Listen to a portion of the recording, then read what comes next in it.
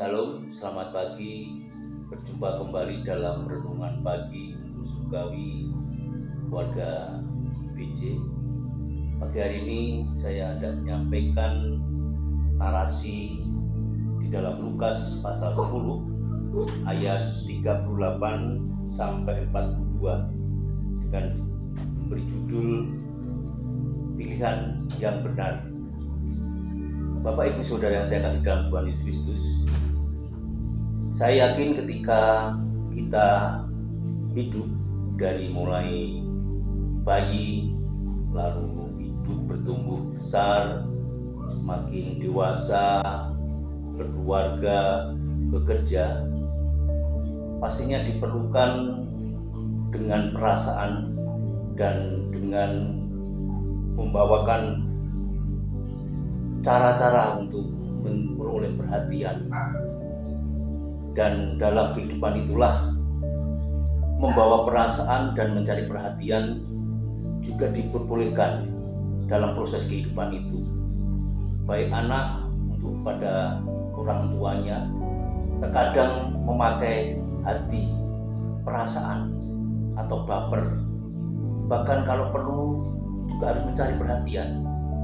Demikian pula ketika kita bekerja, ada hati untuk kita bawa dalam pekerjaan itu, sehingga hati kita mengerjakannya dengan penuh dedikasi, dengan melakukan yang terbaik, pastinya nama Tuhan dipermuliakan.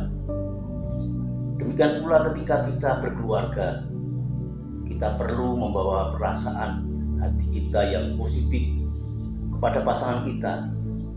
Bahkan kita tidak malu untuk mencari perhatian dengan pasangan hidup kita, agar kehidupan keluarga dinamis, romantis, dan pastinya semakin saling menguatkan. Apa yang dilakukan Maria dan Marta dalam teks ini, bahwa Maria telah memilih bagian yang tepat ketika Marta adiknya wirawiri, mundar-mandir, mencari sesuatu yang bukan pilihan yang baik, karena hanya ingin mempersiapkan kebutuhan jasmania. Tetapi Maria duduk mendengarkan Yesus bersimpuh di kaki Yesus.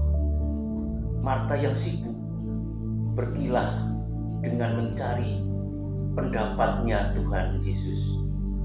Dia mengatakan, "Tuhan, tidakkah Engkau peduli bahwa saudaraku membiarkan aku melayani seorang diri?"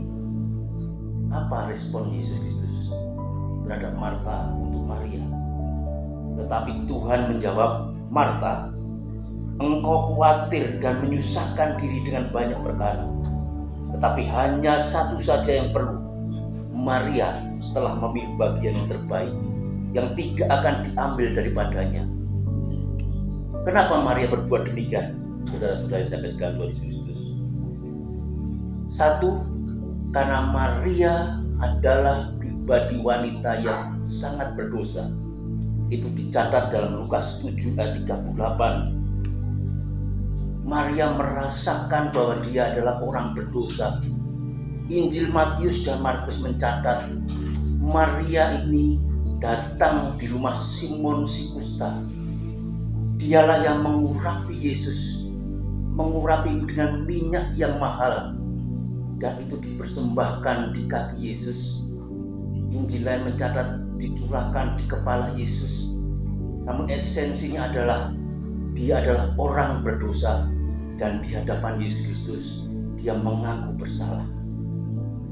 Dan di dalam Lukas 7 itulah ayat 41 sampai 43, dia mendapatkan respon sebagai orang yang berdosa besar.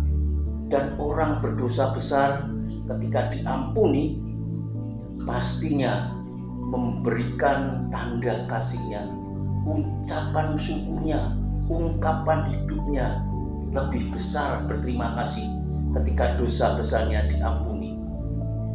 Dan apa yang diperoleh atas Maria ketika dia mengambil pilihan yang tepat?